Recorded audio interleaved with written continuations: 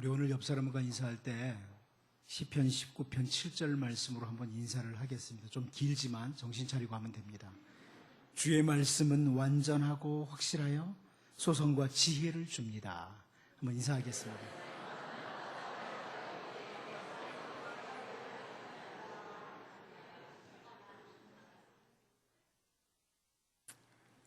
대충 하면 그냥 말씀 좋습니다. 그래도 됩니다. 우리가 잘 알다시피 우리 기독교인들이 자주 사용하는 이 성경에 나오는 용어 가운데 하나가 은혜라는 단어입니다. 은혜. 참 많은 사람들이 감동을 받으면 은혜 받았다고 잘못 사용하기 때문에 이 은혜라는 표현이 그 은혜라는 단어의 본래 의미를 많이 놓치고 있는 거예요. 그러잖아요. 여러분, 누가 참 구수하게 이야기만 잘해도 은혜 받았어. 사실 그게 감동받은 거거든요. 마음의 감동을 받았는데 그걸 은혜 받았다고 이렇게 표현을 해요. 또 예수 믿는 사람이 감동받았어요. 그러면 좀 이상해 보이니까 은혜 받았다고 이렇게 씁니다만 사실 그러다 보니까 은혜라는 단어의 본래 의미를 많이 놓쳐버린 거예요. 이 은혜라는 단어, 히브리어에도 나오죠. 헨이라는 단어, 헬라어에도 나와요. 카리아라는 단어. 은혜, 이 단어는 호의를 입다. 예? 내가 그분에게 호의를 입었다. 친절함과 사랑을 받았다. 이런 표현의 단어예요. 은혜가 그거죠. 그러니까 은혜라는 것은 하나님께서 우리에게 값 없이 주신 것, 값 없이 주신 선물, 이렇게 말하는 겁니다. 특별히 우리가 사랑을 받을 만한 아무런 근거가 없어요. 그런데 아무런 자격도 없는 우리들에게 하나님께로부터 호의와 사랑을 받은 것, 이게 은혜를 받은 거예요. 좀 단어를 많이 잘못 사용하죠, 한국교회 성도들이. 죄로 말미암아 영원히 멸망당할 수밖에 없던 죄인들인 우리가 예수 그리스도의 십자가의 은혜로 말미암아 우리가 죄사함을 받았어요. 그 은혜예요. 십자가의 은혜. 구원받은 것은 하나님께서 우리에게 베푸신 너무나 큰 은혜예요. 그래서 바울 사도는 에베소서 1장 7절에서 우리는 그리스도 안에서 그의 은혜의 풍성함을 따라 그의 피로 말미암아 속량 곧 죄사함을 받았느니라, 이렇게 선포하는 겁니다. 하나님의 우리를 향한 은혜의 풍성함, 그 호의적인 사랑, 그 하나님의 사랑의 풍성함 때문에 자격도 없는 우리들에게 그렇게 해주셨기 때문에 우리가 죄사함을 받았다. 이 은혜라는 단어를 사용하는 거죠. 죄를 용서받은 그 원인이 우리에게 있는 것이 아니고 하나님께 있었기 때문에 은혜라고 하는 거예요. 선물이라고 하는 거예요. 다시 사도 바울은 에베소서 2장 8절에서요, 은혜가 무엇인지를 잘 설명해 주죠. 너희는 그 은혜에 의하여 믿음으로 말미암아 구원을 받았으니 이것은 너희에게서 난 것이 아니요 하나님의 선물이라. 이렇게 은혜가 하나님께서 값없이 베푸신 호의와 사랑 그리고 선물이기 때문에 우리가 조용히 정직하게 가만히 돌아보면요, 이 세상에 사는 동안에 하나님께로부터 받은 은혜가 얼마나 많은지. 이 살아있는 것이 은혜예요. 여기까지 산 것이 은혜예요. 그래서 여러분 잘 아는 찬송가 있잖아요. 찬송가 301장. 이 찬송가 301장 작시자인 사사호가요 1897년에 이렇게 작사를 했어요. 지금까지 지내온 것 주의 크신 은혜라. 여러분, 오늘 여러분이 이곳에 와서 예배할 수 있는 것도 은혜요. 하나님을 아버지라고 부를 수 있는 것도 은혜요. 예수님을 주님이라고 부를 수 있는 것도 은혜요. 호흡하고 살 수 있는 것, 오늘 새날이 온 것도 은혜입니다. 그런데 하나님께서 우리에게 값없이 주신 은혜 가운데 하나가 뭐냐? 큰 은혜 가운데 하나가 뭐냐면 바로 이 성경 말씀을 주신 거예요. 말씀을 주신 것이 은혜. 여러분이 이 말씀을 읽을 수 있고 들을 수 있고 이 말씀을 접할 수 있는 그 자체가 은혜란 말이에요. 말씀을 주신 거예요. 오늘 본문을 통해서 제가 설교의 제목을 말씀의 은혜라 이렇게 잡았습니다. 하나님께서 이 성경 말씀과 관계해서 우리에게 주신 은혜, 이것을 좀 살펴보려고. 다윗은 시편 19편 9절 10절에서요, 여호와를 경외하는 도는 정결하여 영혼까지 이르고 여호와의 법도는 진실하여 다 의로우니 금 곧 많은 순금보다 더 사모할 것이며 꿀과 송이꿀보다 더 달도다, 이렇게 표현을 했습니다. 하나님의 말씀이 얼마나 좋은지 이렇게 표현하는 거예요. 하나님의 말씀 정결하다, 진실하다, 의롭다, 이런 하나님의 말씀은 금보다 순금보다 꿀보다 더 좋다, 다윗이 이렇게 표현합니다. 여러분도 이렇게까지 고백할 수 있기를 바랍니다. 이 말씀의 은혜를 알면 그래요. 그런데 이 말씀으로 말미암아 오는 유익을 바로 다음 절에서 다윗이요, 시편 19편 11절에서요 이렇게 고백합니다. 또 주의 종이 이것으로 경고를 받고 이것을 지킴으로 상이 크니이다. 말씀을 통해서 훈계를 받고 말씀으로 인해서 상급이 있다. 그러므로 이 성경 말씀은 하나님께서 택한 백성들에게 주신 큰 은혜입니다. 여러분 이미 큰 은혜 받은 사람들이에요. 나는 그래도 또 어떤 사람처럼 물질의 은혜도 받았으면 좋겠고 건강의 은혜도 받았으면 좋겠고 주시길 바랍니다. 하지만 이미 우리는 말씀의 큰 은혜를 가진 자들이에요. 이제 오늘 하나님의 말씀의 은혜를 모두 다, 하나님의 말씀의 은혜가 어떤 것들이냐 다 살펴볼 시간은 없어요, 이 짧은 시간에. 단지 오늘 본문에 나오는, 오늘 본문을 통해서 볼 수 있는 말씀의 은혜, 이 부분을 같이 보면서 여러분 이미 말씀의 은혜를 받은 여러분들이 말씀으로 말미암아 하나님이 주시는 은혜가 여러분의 삶의 모든 영역에서 풍성하시기를 바랍니다. 첫 번째는요, 우리는 오늘 본문에서 말씀을 따라 사는 은혜를 보게 됩니다. 말씀을 따라 사는 은혜라. 여러분 말씀 따라 사는 게 은혜입니다. 오늘 본문 4절 같이 한번 읽어봅니다. 시작. 내가 만일 내 아버지 다윗이 행함같이 마음을 온전히 하고 바르게 하여 내 앞에서 행하며 내가 내게 명령한 대로 온갖 일에 순종하여 내 법도와 율례를 지키면. 아멘. 여기 보면 명령, 법도, 율례 이런 표현이 나오는데 이것은 하나님께서 우리에게 주신 말씀을 가리키는 거죠. 하나님의 백성들에게 명령과 법도와 율례의 말씀을 지키라고 하시는데 가끔 사람들 중에 이 하나님 말씀 지키는 건 너무 부담스러운 거야. 하나님은 예수님으로 말미암아 구원을 주시고 우리에게 말씀을 지키라고 아주 엄청난 무거운 짐을 주셨어, 이렇게 생각하는 사람이 있습니다. 이런 것들은 해라, 이런 것들은 하지 말아라, 너무 버겁다, 무겁다, 자유롭게 좀 놔주시지. 그런데 여러분 말씀을 주신 것, 그래서 말씀을 따라 사는 것이 짐이 아니라 말씀을 따라 사는 것은 은혜입니다. 하나님께서 신명기 10장 13절에서 그렇게 말씀하세요.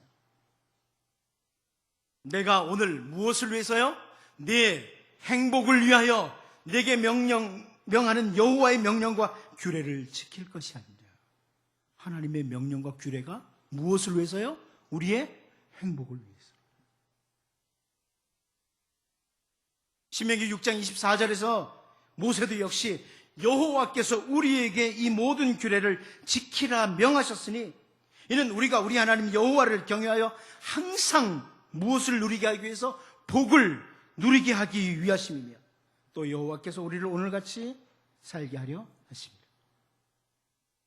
결국 오늘 본문 4절에 하나님께서 솔로몬에게 야, 네 아버지 다윗이 행한 것처럼 명령과 법도와 율례를 지켜라.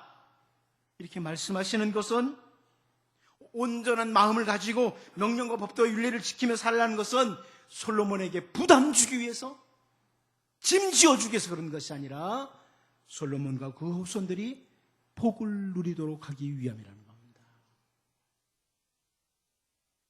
그래서 여러분, 하나님의 말씀을 따라 살아갈 때 어떤 결과가 있다고 말씀하냐면, 오늘 본문 5절에서 설명해요. 오늘 본문 5절을 보면 같이 한번 읽어볼까요? 자, 시작. 내가 네 아버지 다윗에게 말하기를 이스라엘의 왕위에 오를 사람이 네게서 끊어지지 아니하리라 한 대로 내 이스라엘의 왕위를 영원히 견고하게 하려니와. 아멘.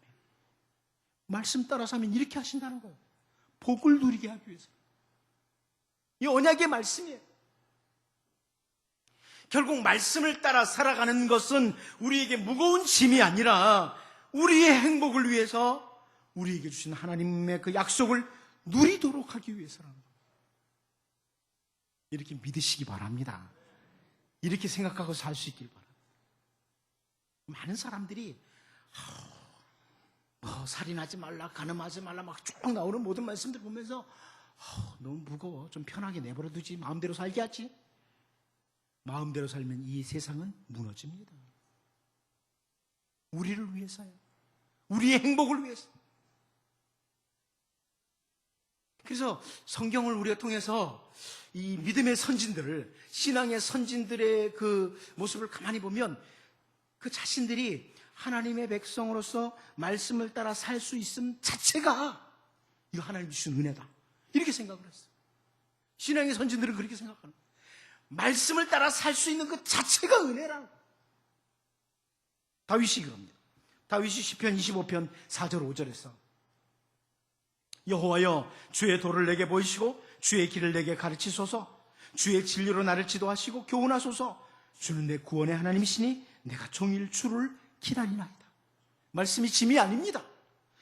내게 주님의 말씀을 보여주시고 가르쳐주시고 지도하시고 교훈하시는 것, 다시 말해서 말씀을 따라 내가 사는 것, 내가 말씀을 따라 살도록 이끌어주시는 모든 것이 하나님께로부터 오는 은혜라고 여긴 거예요. 여러분, 신약성경에서도 우리가 잘 알고 있는 사도 바울의 고백이 있잖아요. 여러분 잘 아는 고린도전서 15장 10절이죠.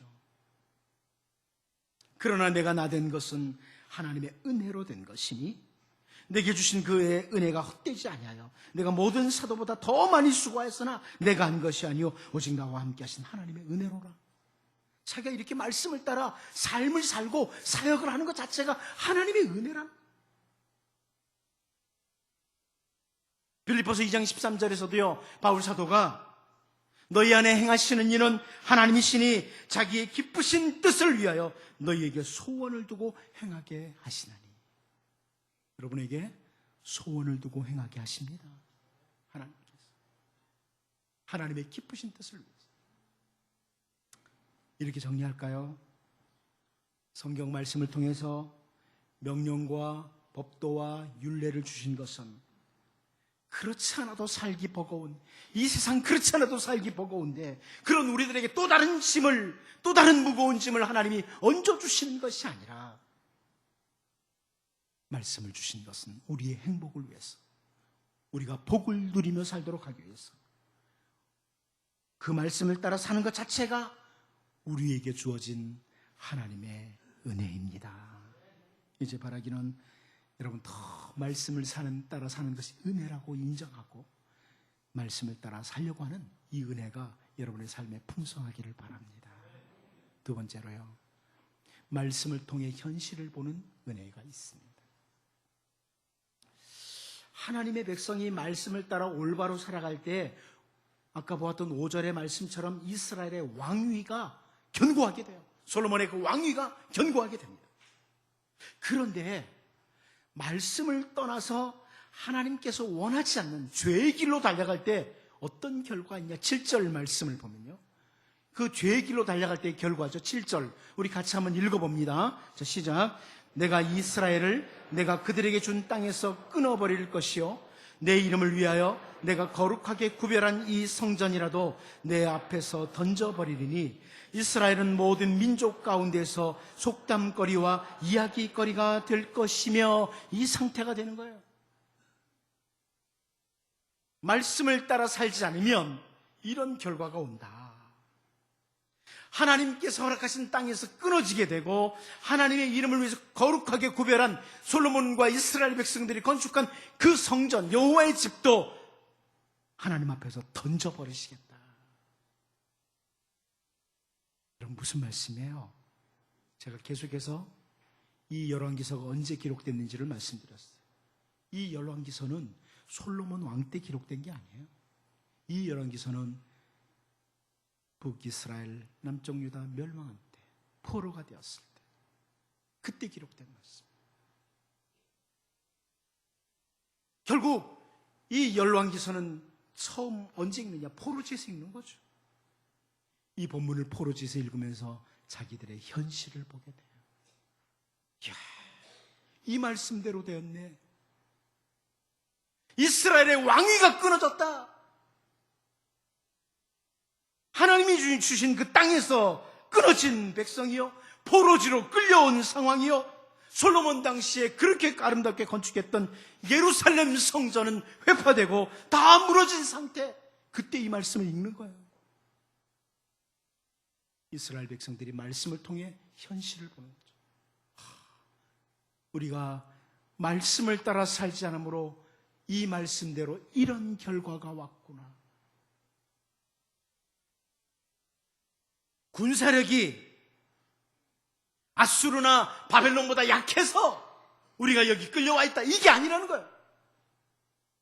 이스라엘 백성들이 어떤 약한 부분이 있거나 실수가 있어서 지금 패배하고 이국 땅에 포로로 끌려온 것이 아니라는 것을 보게 되는 거예요. 하나님 말씀 안 지켜서 포로로 끌려왔구나, 이걸 확인하는 거예요. 말씀을 통해 현실을 보는 거죠.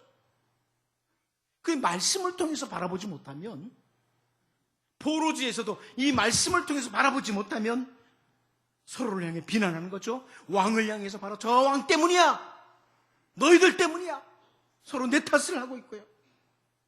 혹은 좌절에 빠진 상태로 지나가고, 우리는 나라도 망했어, 좌절. 아니면 좀 용기 있는 사람, 우리가 힘을 키워야 돼. 힘을 키워서 이 바벨론 세력과 싸워서 해방돼야 되고, 우리 이스라엘을 회복해야 된다. 뭐 힘을 기르는 데 쓰겠죠. 그럼 이거 우리하고 마찬가지예요. 말씀을 통해 현실을 보면 말씀을 따라 살려고 다가가지만, 말씀을 통해서 나를 바라보지 못하면 가족들끼리도 서로 당신 때문이야, 누구 때문이야, 이렇게 바라보고, 혹은 좌절해 있어요. 문제가 생겨. 그런데 그렇지 않다는 거예요. 열왕기 기자는요, 북이스라엘의 멸망에 대해서 열왕기하 17장 6절에서 이렇게 기록을 합니다. 호세아 제9년에 아수르 왕이 사마리아를 점령하고 이스라엘 사람을 사로잡아 아수르로 끌어다가 고산 강가에 있는 할라와 하볼과 메대 사람의 여러 고을에 두었더라. 그럼 무슨 말이에요? 북이스라엘의 마지막 왕이었던 호세아 왕 때에 북이스라엘이 아수르에 의해서 멸망당했다는 거예요. 그런데 바로 다음 절에서 열왕기하 17장 7절 8절에서요 왜 망했는지를 말해요. 이 일은, 이렇게 멸망한 이 일은 이스라엘 자손이 자기를 애굽 땅에서 인도하여 내사 애굽의 왕 바로의 손에서 벗어나게 하신 그 하나님 여호와께 죄를 범하고, 또 다른 신들을 경외하며 여호와께서 이스라엘 자손 앞에서 쫓아내신 이방 사람의 규례와 이스라엘 여러 왕이 세운 율례를 행하였습니다. 바로 이 이유 때문이라는 거예요.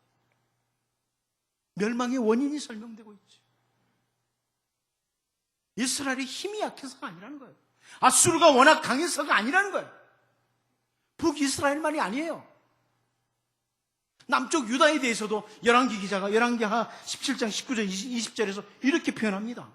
유다도 남쪽 유다예요. 유다도 그들이 하나님 여호와의 명령을 지키지 아니하고 이스라엘 사람들이 만든 관습을 행하였으므로 여호와께서 이스라엘의 온 족속을 버리사 괴롭게 하시며 노략군의 손에 넘기시고 마침내 그의 앞에서 쫓아내시니.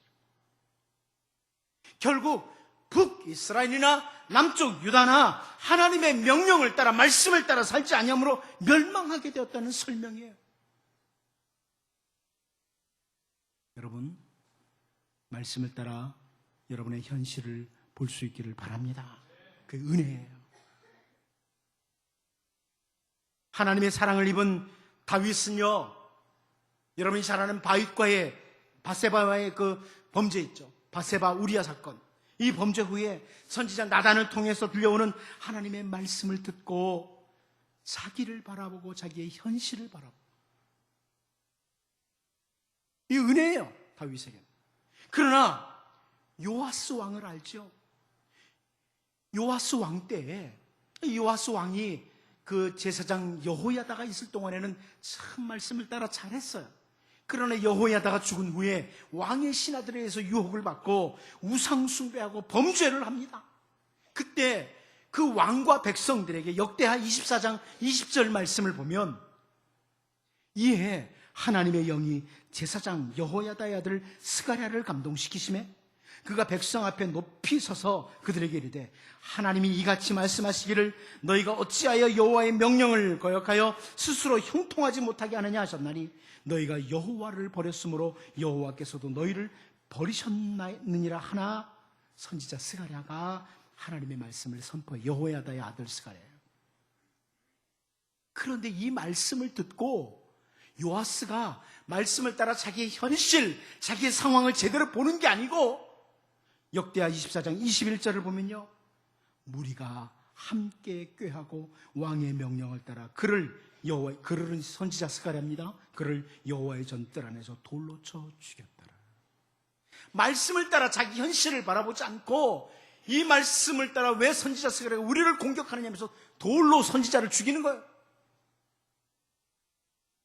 결국 여러분, 말씀을 통해서 나를 볼 수 있는 것, 말씀을 통해서 오늘 나의 현실을 정말 볼 수 있는 것은 은혜입니다. 이 은혜 있도록 기도하시게 돼요. 이건 누구 때문이야? 우리 집이 이렇게 된 건 누구 때문이야? 이게 아니고요, 말씀을 통해 나를 보고 말씀을 통해 현실을 보는 것, 이게 은혜예요. 바라기는 하나님의 말씀을 통해서 여러분 자신과 현실을 올바로 볼 수 있는 성령님의 인도하심이 여러분과 여러분 가정과 모든 삶의 자리에 충만하기를 바랍니다. 마지막 한 가지 더 봅니다. 말씀을 따라 돌이키는 은혜입니다.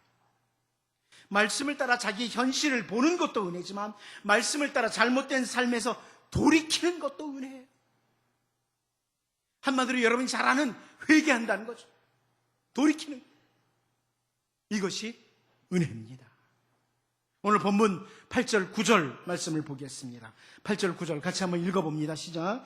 이 성전이 높을지라도 지나가는 자마다 놀라며 비웃어 이르되 여호와께서 무슨 까닭으로 이 땅과 이 성전에 이같이 행하셨는고 하면 대답하기를 그들의 조상들을 애굽 땅에서 인도하여 내신 그들의 하나님 여호와를 버리고 다른 신을 따라가서 그를 경배하며 섬김으로 여호와께서 이 모든 재앙을 그들에게 내리심이라 하리라 하셨더라. 무슨 말씀이에요? 왜 하나님께서 바로 이런 말씀을, 오늘 본문의 이 말씀을 열왕기 기자를 통해서 기록하도록 하셨을까요? 왜 이걸 기록하도록 하셨을까요? 포로지에 있는 백성들을 비난하기 위해서요? 봐라, 니네 말씀대로 안 살더니 포로지에 끌려오지 않았느냐, 비난하기 위해서 이걸 기록한 걸까요? 그렇지 않습니다. 포로지에 있는 백성들이 이 말씀을 통해서 자기를 확인하고 하나님 앞으로 돌이키도록, 그때라도 하나님께 돌이키도록 말씀대로 살아가기 위한 회개가 있도록, 그래서 기록한 겁니다. 오늘 이 말씀 우리에게 왜 주시나요? 왜 우리에게 주십니까? 이 말씀을 통해 우리도 돌아봐야 돼요. 저 옛날에 포로지에 있던 그 사람들만 돌아보는 게 아니라 말씀을 통해 나는 지금 말씀 따라 걸어가느냐, 나를 돌아봐야 돼요. 그리고 하나님께로 향하는 거예요. 이 열왕기서를 기록하신 이유가 바로 이 말씀을 읽고 그동안의 잘못된 삶, 말씀을 놓치고 자기 생각대로 자기 눈에 원하는 대로 걸어가던 삶에서 돌이키도록 하기 위해서. 여러분, 이 말씀을 읽을 때마다 여러분 현실을 보시고 여러분의 마음과 삶을 하나님께로 향하도록 기도하셔야 됩니다. 결국 말씀을 따라 돌이키고 하나님의 백성으로 올바로 사는 게 은혜예요. 이렇게 말씀하니까 나는 지금 어려운 일 없는데, 나는 현실이 너무 편안해요, 나하고 관계없는 것 아니에요, 이렇게 생각하시면 안 됩니다. 이 말씀 통해 하나님께로 돌이키는 것은 자기의 현실이 어려움을 당했을 때만 적용되는 게 아니에요. 니느웨의 왕과 백성들이 선지자 요나를 통해서 하나님의 경고를 받고 말씀을 들을 때에 그들이 지금 당장 니느웨에 무슨 지진이 일어나거나 심각한 문제가 있었던 게 아니에요. 하지만 요나서 3장 4절에 요나가 그 성읍에 들어가서 하루 동안 다니며 외철이 돼 40일이 지나면 니느웨가 무너지리라 하였더니 이렇게 선포합니다. 40일 남았어요. 그 전에는 아직도 니느웨 성은 든든해요. 문제가 없어요. 그러나 요나 선지자의 입을 통해 선포되는 그 말씀을 들을 때 요나서 3장 5절에서 니느웨 사람들이 하나님을 믿고 금식을 선포하고 높고 낮은 자를 막론하고 굵은 베옷을 입은지라 하나님께로 돌이키는 거예요. 말씀을 따라 돌이키는 거예요. 이게 은혜입니다. 여러분, 현실이 아무리 평안해도요, 말씀을 통해 나를 고칠 것으로 확인하고 나의 잘못된 부분, 모난 부분, 문제 있는 부분을 말씀을 따라 하나님께로 돌이킬 때 그것이 은혜예요. 여러분, 하나님의 말씀을 통해 우리가 분명히 알 수 있는 것은 우리가 죄인임을 확인하게 돼요. 저는 성경을 읽을 때마다 내가 죄인이로구나, 이걸 깨닫게 돼요. 정직하게 성경을 읽으면 하나님 앞에 내가 죄인임이 확인돼요. 바울 사도는 로마서 3장 20절에서 그러므로 율법의 행위로 그의 앞에 의롭다 하심을 얻을 육체가 없나니 율법으로는 죄를 깨달음이니라. 하나님의 말씀을 보다 보면, 하나님의 말씀을 마음으로 받아들이다 보면 내 죄가 생각나요. 하나님이 이렇게 살지를 못합니다. 마음은 원하는데 제대로 못 삽니다. 죄를 깨닫게 되죠. 말씀을 통해 나를 정직하게 보면 내가 죄인임을 확인하게 돼요. 그래서 말씀을 통해 깨닫게 되면, 말씀을 보게 되면 이 말씀은 우리를 예수 그리스도에게로 인도합니다. 구원의 길이, 이 죄인의 구원의 길이 예수님밖에는 없습니다. 이렇게 나아가게 돼요. 오, 예수님밖에 없습니다. 나 같은 죄인 위에 십자가에 달리신 예수님께 밖에는 내가 갈 길이 없습니다. 바울 사도는 갈라디아서 3장 22절에서요, 그러나 성경이 모든 것을 죄 아래 가두었으니 이는 예수 그리스도를 믿음으로 말미암는 약속을 믿는 자들에게 주려 함이라 선포합니다. 말씀을 통해 자기 엄청난 그 죄를 발견하고 죽음밖에는, 나의 죽음밖에는 해결할 길이 없는 그 죄 때문에 날 위해 십자가에서 죽으신 예수님께로, 그 십자가로 달려가게 되고, 그 예수 그리스도를 믿음으로 우리가 감히 하나님 아버지 앞에 나아가게 되는 겁니다. 여러분, 말씀을 통해 죄인됨을 확인하고 그리스도에게로, 그리고 그리스도를 통해서 하나님 아버지 앞에 나아가는, 말씀을 따라 돌이키는 이 은혜가 여러분의 생애 끝나는 날까지 날마다 여러분의 삶에서 일어날 수 있기를 바랍니다. 기도합니다. 하나님 아버지, 말씀을 통해 하나님, 이것이 행복이라는 것을 깨닫게 하여 주옵소서. 우리에게 무거운 짐을 얹어주신 것이 아니라 복을 누리기 위해서 주신 것이라는 것, 그래서 말씀 따라 사는 것이 은혜인 것을 확인하고 살게 하시고, 말씀 통해 나를 분명히 바라보고 올바로 바라보고 현실을 올바로 바라볼 수 있는 은혜를 주옵소서. 말씀 통해 내 죄를 발견하고 예수 그리스도밖에 없음을, 십자가에서 날 위해 죽으신 예수 그리스도밖에 없음을 확인하게 하시고 그리스도께 믿음으로 나가게 하시고 예수 그리스도를 믿음으로 아버지 앞에 나아가는 복 있는 주의 백성들 되게 하여 주옵소서. 예수님의 이름으로 기도하옵나이다. 아멘. 우리 찬송가 322장으로 찬양드립니다.